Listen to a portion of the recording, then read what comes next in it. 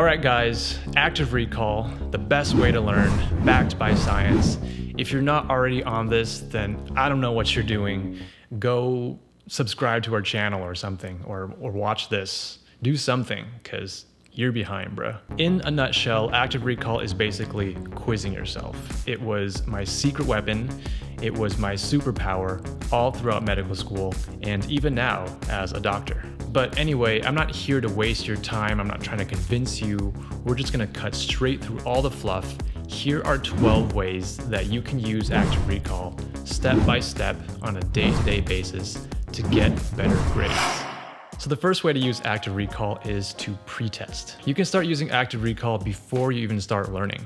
Get a hold of some old papers or practice problems. It doesn't need to be a lot, just take a small quiz. And don't worry, you're going to get many of these questions wrong, and that's okay. And that's actually a good thing because you're trying to benefit from the hyper-correction effect. This is when you thought that you knew an answer to something, but you end up getting it wrong, and it makes it more likely that you'll remember the right answer the next time you see it again. Works like a charm, but many students skip the pre-testing benefits. The next way to use active recall is to stop and recite. Okay, so we're still talking about using active recall before even going to class. Stop and recite is extremely effective for learning new material the first time. If you're trying to get exposure to the material by either reading a textbook or watching educational videos on YouTube, then what you want to do is after every section, you want to stop, close the book or pause the video, and try to recite in your own words what exactly you just learned. And remember, the more explicit you are, like writing it out or typing it out or saying it out loud, the better this method works. And you'll find that some topics are just too difficult for you to recite, so make a note of it and then you can ask your professor during class or during office hours. So those methods are great prior to going to class. This next way of using active recall can actually be done during class, and that is to write out questions. Okay, here are some examples. You can turn each topic into a what is question. Like this slide is about addiction, so what is the definition of addiction? That's a question right there. You can turn each process into a how question. How is ATP made? You can turn each concept into a why question.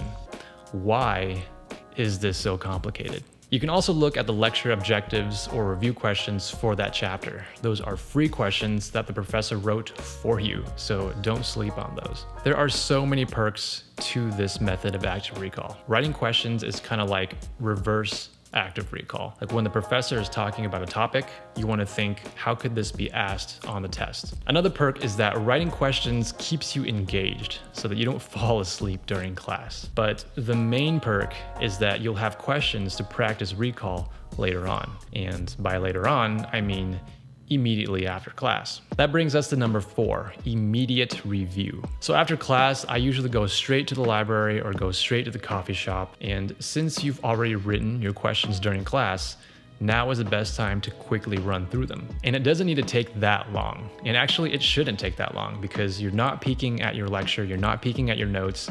All you're doing is just trying to recall straight from your memory, okay? That's it.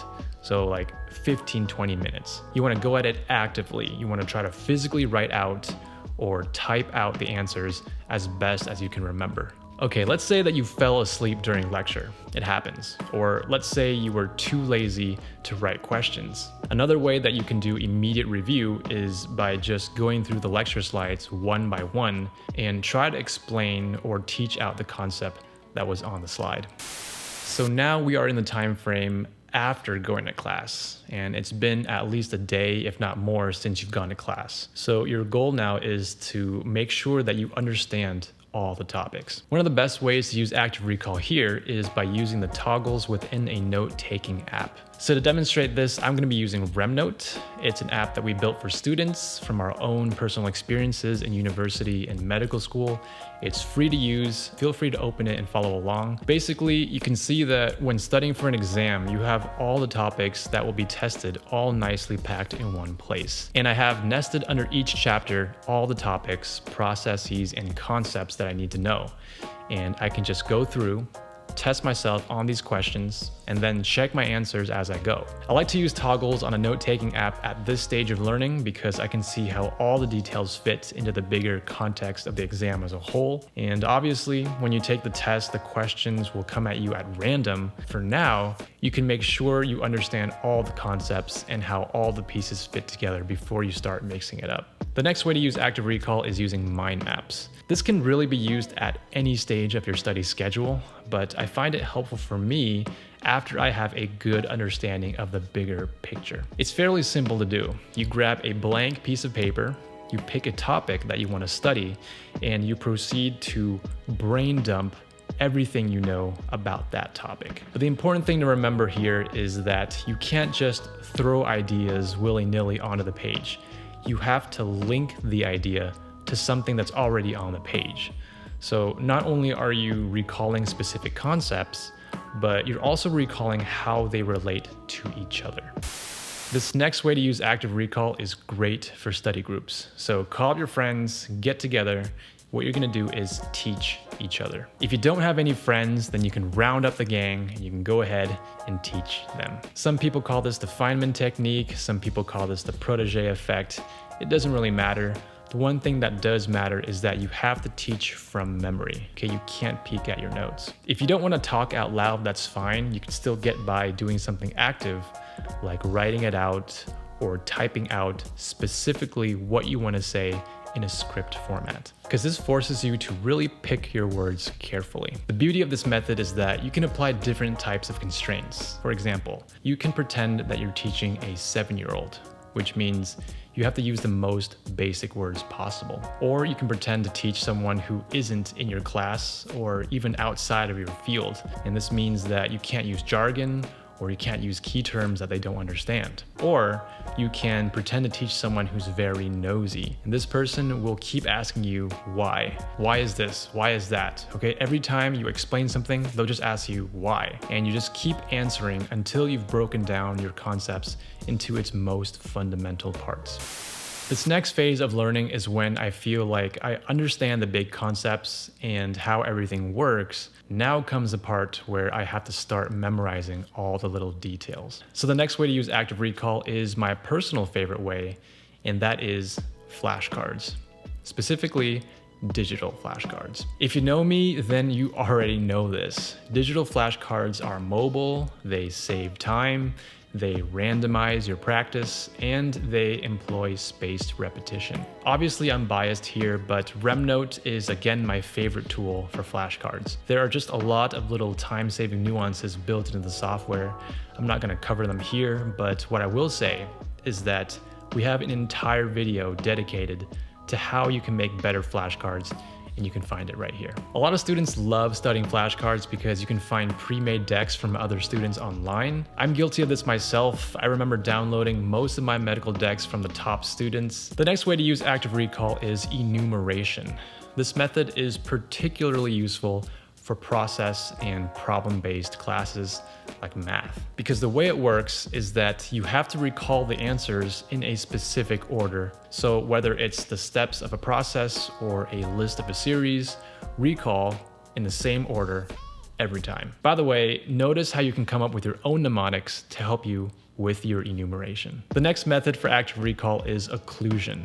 And this method is particularly useful for recalling images, structures, graphs, charts, and that sort of stuff. I personally use occlusion a lot when studying anatomy and surgery because there were a lot of images to remember. RemNote Pro has a version where you can incorporate occlusion images with your flashcards, but you can also achieve this simply on a Word document if you wanted to. Just drag a box over the pictures, you can delete it to reveal the answer, and then you can undo delete to put it back. Occlusion isn't just limited to images, by the way. You can also occlude certain words from a sentence or a paragraph, kind of like fill in the blank type of question. This is called close deletion if you want to get fancy with terms, but it's really useful if you don't have a lot of time to make flashcards or mind maps.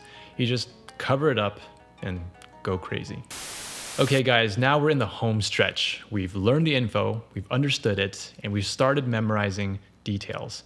I would start doing practice questions as soon as possible. This is particularly important with math or problem-based subjects, but also very important for medicine and actually every other subject really. When you find practice problems, make sure that they come with answers and explanations to those answers. The key learning point here is that you want to understand why the wrong answers are wrong and why the right answers are right. For a multiple choice question with 4 answer choices, A, B, C, and D, you can potentially make 4 different flashcards from that one question to review later. If you're preparing for an essay or humanities test, then try finding last year's writing prompts. So you want to prepare your essay blueprints ahead of time, and afterward, your blueprints can be turned into flashcards that you can then commit to memory. That way, on the day of the test, you already have your essay blueprints memorized and you don't have to waste any time thinking about what you need to write. And the last and necessary way to practice active recall is by doing practice tests. Taking a practice test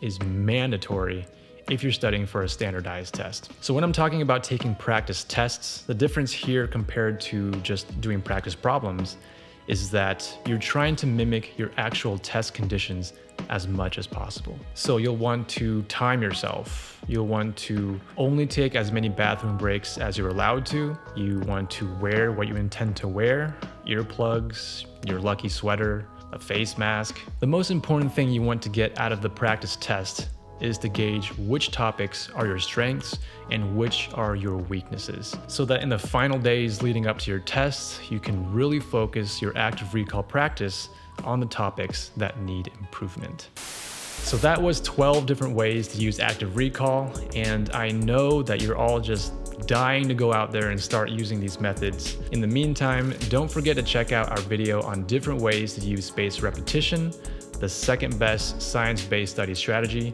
You can find it right here.